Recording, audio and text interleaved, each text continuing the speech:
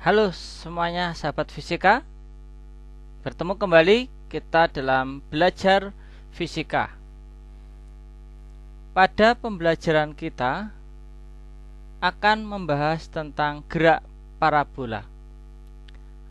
Apakah gerak parabola itu, dan dalam keseharian bagaimana menerapkan gerak parabola itu? Mari kita ikuti pembelajaran ini dengan sebaik-baiknya supaya Anda dapat memahami dan mampu menerapkan tentang konsep gerak parabola. Beberapa peristiwa tentang gerak parabola itu dapat kita amati sebagai peristiwa-peristiwa berikut ini. Nah, misalnya tentang bagaimana sebuah meriam itu ditembakkan mortirnya dan mortir akan memiliki lintasan seperti bentuk parabola. Atau juga sebuah pesawat yang sedang terbang, kemudian dia menjatuhkan sebuah bom, maka nanti bom itu akan memiliki lintasan seperti gerak parabola ini. Atau juga seorang anak atau atlet yang melemparkan bola basket, maka dia juga akan berbentuk lintasan parabola. Atau juga pemain bola, ya, ini pun juga memiliki lintasan parabola juga.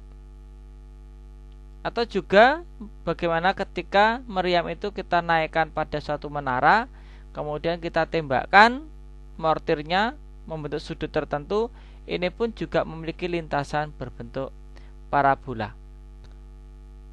Pada lintasan peluru atau mortir yang ditembakkan dapat kita lihat simulasi sebagai berikut. Misalnya mortir itu kita tembakkan membentuk sudut 45 dengan kecepatan awal 8 meter per sekon, maka saat ditembakkan dia akan memiliki lintasan sebagai berikut. Nah, ini cukup pendek ya.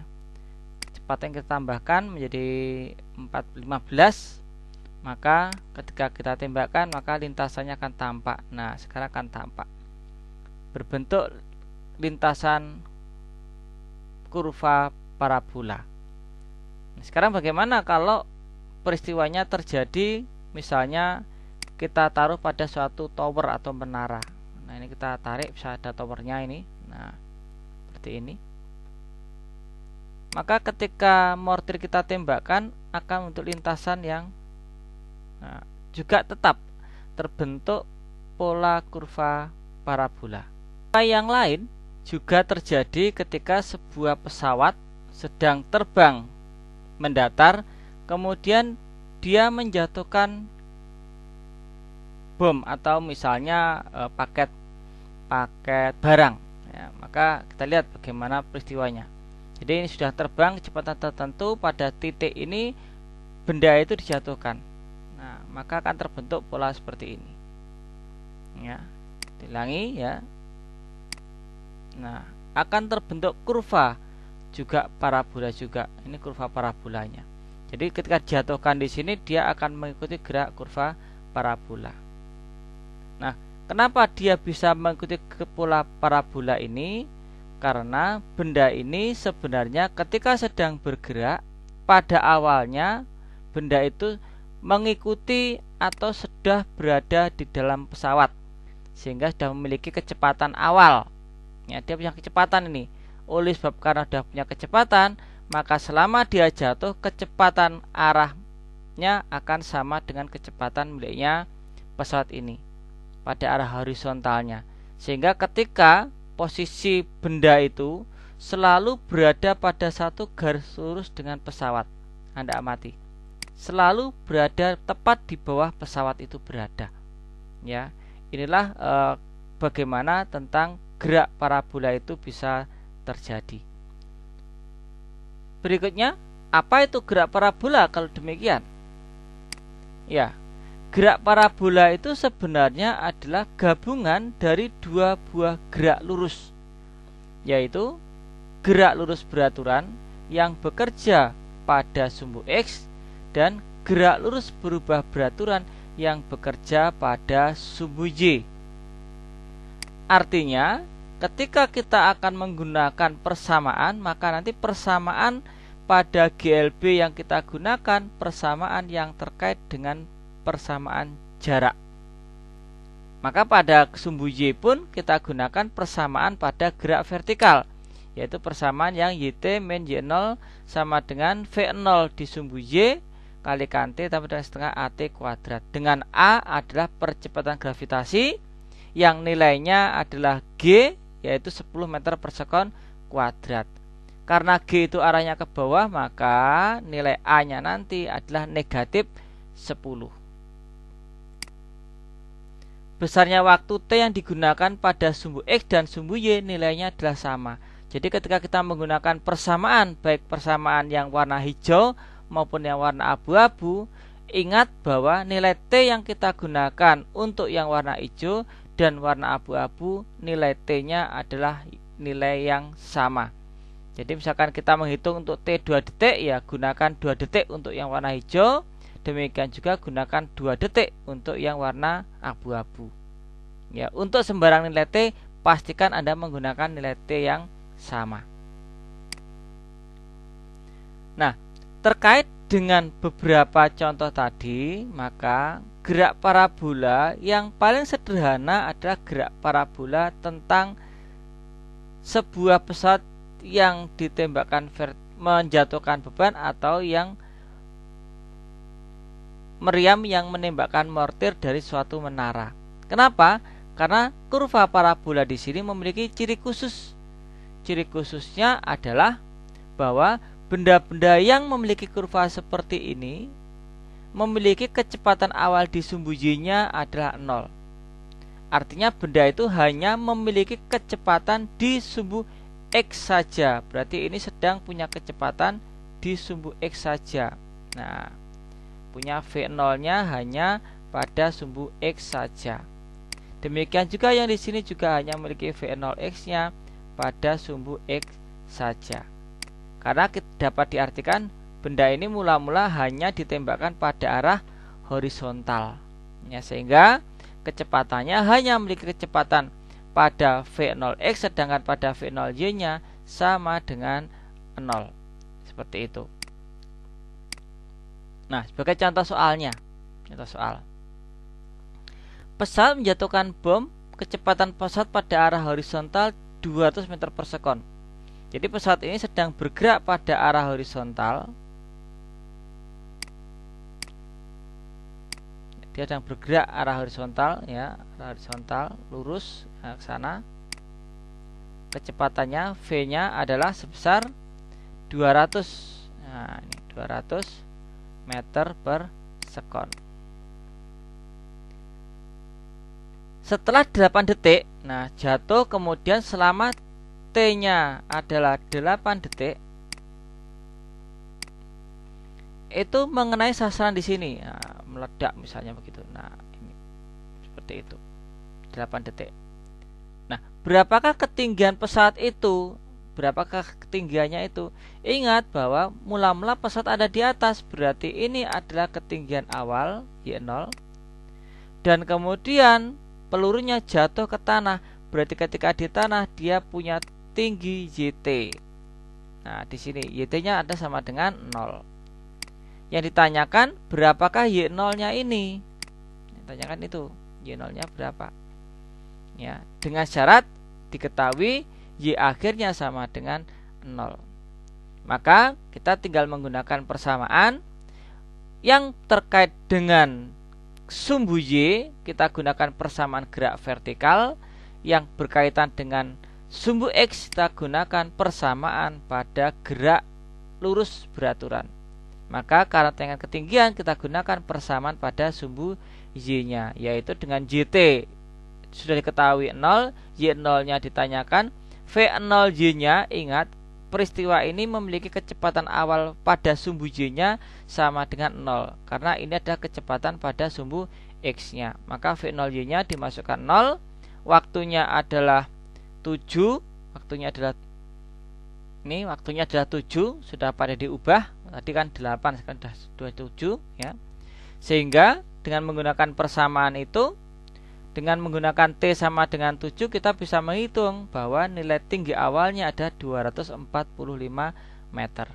Jadi 49 ya dikalikan dengan min 5, maka nanti di sini ada min Y0, juga ada nilai negatif juga, maka ketemunya 245. Nah, berapakah jarak mendatarnya? Ingat, jarak mendatar ada sumbu X, maka kita gunakan persamaan GLB. Ya, GLB X dan V0 X akan T, V0 X nya sama dengan 200 itu sendiri ya, karena ini ada kecepatan pada sumbu X nya, sehingga kita dapatkan nilai X nya, jarak mendatarnya ini ada sejauh 1400 meter. Jadi bahwa ini loh yang nilainya 1400 meter itu adalah jarak mendatar ini 1400 meter, dan ketinggiannya adalah 245 meter. Setelah ini kita hitung tadi hasilnya ya, sehingga mendapatkan hasil seperti ini. Contoh berikutnya, misalnya sebuah meriam menembakkan mortir pada arah horizontal kecepatan awal 70 meter dan tingginya diketahui adalah 180 meter. Sehingga dalam data ini kita mengetahui komponen-komponen apa saja yang tercantum. Kita tuliskan saja komponennya. Diketahui kecepatan. Nah, ini V0 nya atau V nya karena hanya satu arah, V nya adalah 70 meter ya. Dan Y0 nya, ini kita Y0 nya ini, Y0 nya adalah 180 meter. Dan ketika sampai di sini adalah YT-nya, Y akhirnya, YT-nya sama dengan 0 karena sampai di tanah. Ya, ini adalah 180 meter. Biar tampak lebih jelas. Sehingga kita bisa menghitung sekarang berapakah hasil dari data-data ini. Lama waktu mengenai target. Jadi berapa waktu yang diperlukan dari sini sampai ke sana, sampai ke bawah? Karena dari atas sampai ke bawah ditanyakan, maka kita bisa menggunakan persamaan pada gerak sumbu Y-nya. Nah, kita gunakan sumbu Y-nya, YT-nya diketahui 0, Y0-nya diketahui 180, V0 pada sumbu Y, ingat peristiwa seperti ini, V0 pada sumbu Y-nya adalah 0 karena 70 meter per sekon ini ada V0 pada sumbu X ya. Ingat ini ada yang pada sumbu X nya, sehingga pada sumbu Y nya sama dengan 0. Maka kita dapatkan hasil hitungannya ini adalah, maka mendapatkan T nya adalah 6 sekon. Berarti waktu dari atas sampai ke bawah ini perlu waktu T nya adalah 6 sekon. Sekarang kita diminta menghitung berapa jarak mendatarnya. Berapakah X-nya? Nah, ini X-nya berapa? Karena X-nya adalah menggunakan sumbu horizontal, kita gunakan persamaan GLB. X V0 X kalikan T, V0 X-nya 70, T-nya dari ini tadi sudah kita dapatkan. Karena waktu yang digunakan pada kurva, pada sumbu Y dan sumbu X, nilai T-nya selalu sama. Yang kita ambil nilai T-nya. Maka T-nya 6, kita dapatkan X-nya adalah 420 meter. Berarti ini jaraknya adalah 420 meter. Ya, jadi inilah bagaimana kita bisa merumuskan karakteristik dari gerak parabola. Pada bagian ini secara khusus adalah soal-soal yang terkait gerak parabola yang kecepatan awalnya hanya pada sumbu X saja, sedangkan pada sumbu Y-nya sama dengan 0. Nah, selanjutnya bagaimana untuk gerak parabola untuk jenis-jenis yang lain? Nah, maka sekarang kita akan lanjutkan pembelajarannya. Untuk gerak parabola kita turunkan persamaan umumnya.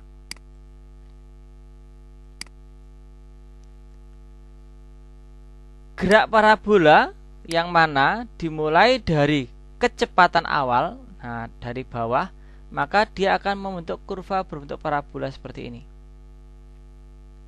Maka karena gerak parabola adalah gerak pada sumbu X dan sumbu Y, kita perlu memisahkan kecepatan V0 itu, kita pisahkan atau kita uraikan menjadi kecepatan 0 di sumbu X dan kecepatan V0 pada sumbu Y. Supaya nanti kita jelas. Pada arah-arah di sumbu X kita gunakan konsep GLB, sedangkan pada arah-arah yang menggunakan V0Y kita gunakan persamaan GLBB. Jadi GLB itu nanti menggunakan V0X, kalau GLBB menggunakan V0Y. Ya, seperti itu. Dengan menggunakan persamaan, maka kita bisa menentukan sekarang V0X dengan trigonometri. Nah, ini juga digantikan dengan trigonometri. V0X itu adalah bagian dari cos. Berarti V0X adalah nilai V0 dikalikan cos alfa. Ingat, V0X sama dengan V0 cos alfa. Sedangkan V0Y yang warna biru adalah V0 sin alfa. Persamaan V0X dan V0Y inilah yang nanti harus kita masukkan ke dalam bentuk persamaan GLB untuk sumbu X dan GLBB pada sumbu Y. Nah, ini persamaan di sumbu X. V0X nya nanti tinggal diganti dengan V0 cos alfa. Dan yang warna abu-abu ini adalah persamaan pada sumbu Y. Maka V0Y nya tinggal kita ganti dengan V0 sin alfa. Jadi kita hanya menggunakan dua persamaan ini. Tetapi pada bagian menguraikan V0 ini menjadi komponen di sumbu X dan menjadi komponen di sumbu Y, Anda harus sungguh-sungguh bisa menentukan hasilnya.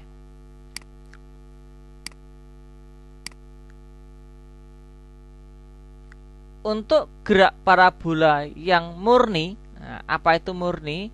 Murni itu adalah ketika benda kondisi awal dan sampai benda di kondisi akhir memiliki posisi tinggi yang sama-sama di permukaan tanah, ya, atau memiliki ketinggian yang sama, prinsipnya gitu, maka peristiwa gerak parabola yang utuh ini kita bisa menghitung menggunakan persamaan-persamaan yang ditampilkan di sini. Jadi kalau kita ingin mendapatkan Y max, kita bisa menggunakan rumus yang warna kuning. Kalau ingin mendapatkan jarak terjauh dari kiri sampai ke kanan, sumbu X panjangnya berapa, kita bisa menggunakan yang warna hijau tua ini. Sedangkan kalau kita ingin menghitung berapakah waktu yang diperlukan dari bawah sampai ke titik paling atas, kita bisa menggunakan persamaan yang hijau muda.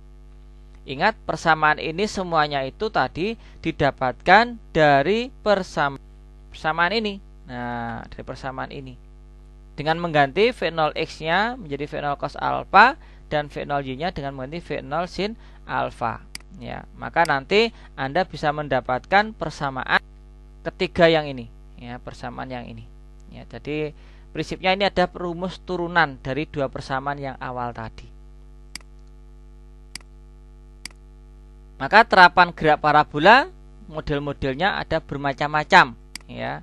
Ada yang modelnya gerak parabola utuh, ada gerak parabola yang tadi yang pertama sudah kita bicarakan. Ada gerak parabola yang kita ambil separuh dari awal, dari sini, nah, separuh. Ada gerak parabola yang mungkin dari awal naik dan berhenti pada ketinggian tertentu seperti pemain bola ini.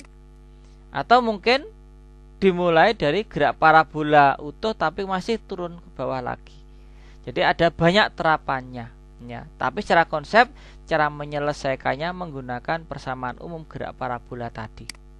Kita lihat contoh-contohnya, ya.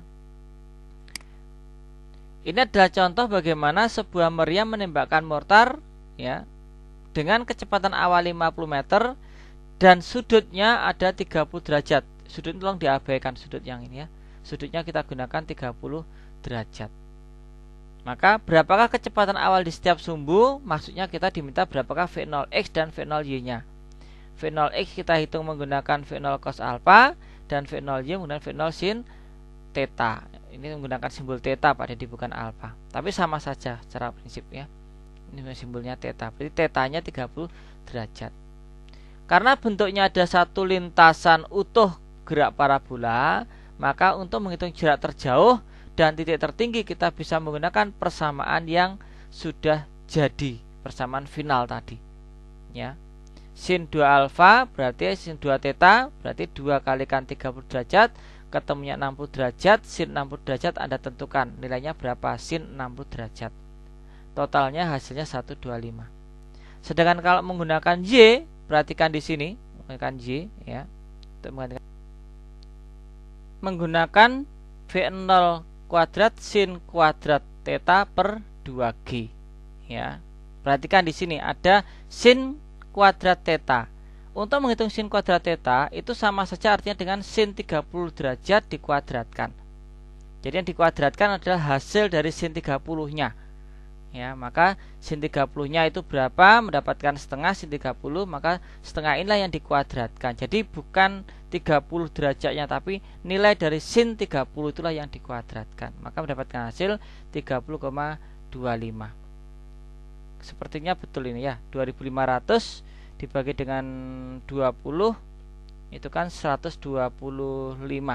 Ya, 125 ya betul. Seperti itu. Baik, contoh berikutnya ya. Contoh berikutnya misalnya mortir tembakan dengan kecepatan awal 50 meter per sekon, sudutnya 53. Nah, ini diabaikan sudut gambarnya, masih gunakan gambar yang lama ya. Sudutnya 53. Setelah 5 detik mortar mengenai sasaran di udara. Jadi di sini. Jadi naik setelah 5 detik dia mengenai sesuatu di sini. Ya, jadi tidak sampai jatuh ke bawah, tapi mengenai sesuatu di sini. Kecepatan awal setiap sumbu. Nah, cari V0x dan V0y-nya menggunakan V0 cos theta, sudutnya 53 ya. Mendapatkan nilai dari cos theta 53 itu adalah 3/5 ya, 3/5 ya, 3/5. Kalau sin 53 adalah 4/5 ya, sehingga mendapat 40 dan 30 meter per sekon. Berapakah jarak horizontalnya ya? Berapa jarak horizontalnya? Jarak horizontal dan ketinggian sasaran kita hitung menggunakan persamaan. Ingat, jarak horizontal gunakan persamaan GLB, sedangkan tinggi berkaitan dengan sumbu Y ya. Karena sumbu Y maka gunakan persamaan GLBB ya. Kita hitung X adalah V0x kalikan T. V0x nya sudah diketahui di sini 30, waktunya adalah 5, sehingga kita bisa hitung langsung mendapatkan jarak horizontalnya ya. Jarak horizontalnya dari sini sampai ke tempat ini. Nah, ini ya. Panjang dari total ini mendapatkan hasil adalah 150 meter. Jadi setelah menempuh jarak mendatar 150 meter, maka dia mengenai sasarannya seperti itu. Berapakah ketinggiannya? Maka ketinggiannya kita gunakan persamaan di sini. Dengan ketahui di sinilah posisi dari Y0-nya di permukaan tanah, maka Y0 di sini nilainya adalah 0 dan ini adalah YT-nya yang ditanyakan. Berapakah YT-nya? YT-nya karena ketinggian maka kita gunakan persamaan ketinggian YT ya. YT-nya tanyakan, Y0-nya 0, V0y-nya ketemu 40 dikalikan 5 dan seterusnya. Ini adalah negatif 5 dikalikan dengan 5, negatif 125, berarti ini ketinggiannya adalah setinggi setinggi 75 meter tingginya. Jadi kalau gerak parabola yang dibicarakan itu bukan utuh dari bawah sampai ke bawah, tetapi berada pada titik-titik sepanjang lintasan parabola, maka kita harus menggunakan persamaan pada sumbu X dan persamaan pada sumbu Y. Kita tidak bisa menggunakan rumus instan untuk peristiwa dari bawah sampai ke permukaan bawah yang memiliki ketinggian yang sama. Contoh yang berikutnya bagaimana kalau menggunakan model menara ya. Kecepatan awalnya 50 meter per sekon, sudutnya ini diabaikan ya, sudutnya diganti dengan sudut 37 derajat. Nah, seperti ini. Dengan kecepatan awal ditembakkan ke sana ya, kecepatannya adalah 50 meter per sekon. 50 meter per sekon. Kecepatan awal setiap sumbu, berapakah jarak horizontal? X-nya ini berapa? Dan waktu dari bawah sampai ke atas, T-nya itu berapa? Maka data yang diketahui 40 meter sebagai Y0-nya, kemudian dia naik dan jatuh di tanah, maka ini adalah YT. YT-nya sama dengan 0 karena di permukaan tanah.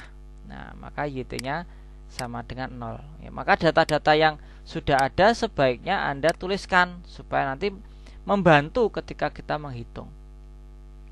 Untuk soal yang pertama, kecepatan awal, ya kita tinggal tentukan menggunakan V0x dan V0y-nya. X gunakan V0 cos theta dan V0y gunakan V0 sin theta dengan kecepatan awal 50 dan sudut 37 derajat. Sekarang kita akan menghitung jarak horizontal. Horizontal menggunakan rumus GLB yang warna hijau tadi. Berarti X sama dengan V0x kalikan T. V0x-nya sudah tersedia 40. T-nya belum tersedia. Malah ditanyakan, ya kan? T-nya belum tersedia. Maka kita perlu mencari dulu berapakah nilai T-nya. Ya, berapakah nilai T-nya? Maka nilai T-nya, ya, nilai T dari mana? T dari awal sampai akhir. Ya, T dari awal dari posisi bawah sampai ke sini T-nya berapa? Nah, ini T-nya itu berapa? Maka kita gunakan bantuan Y0 dan YT untuk mendapatkan nilai T-nya. Karena YT-nya sudah diketahui 0, Y0-nya diketahui 40, V0Y-nya adalah 30, A-nya adalah min 10. Sehingga kita dapatkan bentuk persamaan kuadrat. Maka di sini akan mendapatkan nilai T-nya adalah min 2 sekon atau T4 sekon. Yang diambil yang bertanda positif, inilah yang memenuhi. Yang negatif tidak memenuhi. Jadi waktu tidak boleh mundur. Diingat-ingat, waktu tidak boleh mundur. Sehingga dengan menggunakan T-nya 4 sekon dari mana? Dari awal sampai akhir itulah butuh waktu T4 sekon. Berarti jarak yang diperlukan untuk sampai ke tanah nilainya adalah 40 kalikan 4. Kita gunakan persamaan yang warna hijau itu, kita masukkan ke sini. Nah, tapi dengan menggunakan T-nya yang 4 sekon. Itulah jawaban untuk soal yang B-nya. Sekarang bagaimana waktu untuk sampai tinggi maksimum? Waktu untuk mencapai tinggi maksimum yang ada di sini. Nah, ini T maksimumnya. Anda bisa menggunakan persamaan yang awal tadi. Kita punya persamaan T maksimum adalah V0Y per G. V0Y-nya adalah V0 sin theta tadi. Sehingga kita bisa menggunakan V0 di sini, V0 sin theta atau langsung V0Y karena sudah kita hitung 30. Maka waktu dari bawah sampai ke atas puncak itu diperlukan waktu sebesar 3 sekon. Ya, waktu sebesar 3 sekon. Itulah waktu yang diperlukan untuk sampai ke titik puncak. Ya, ada koreksi ya nak. Tadi ada kesalahan angka yang pada diambil. Jadi harusnya tinggi menaranya itu adalah 80 meter. Jadi ini tingginya 80 meter. Sehingga ketika ini tingginya 80 meter, ya, maka seluruh nilai dari Y0 kita ubah nilainya adalah 80 meter. Maka di sini ada YT-nya 0, Y0-nya sudah berubah jadi 80. Ya, sehingga di sini kita dapatkan 5T kuadrat ini berubah jadi 80.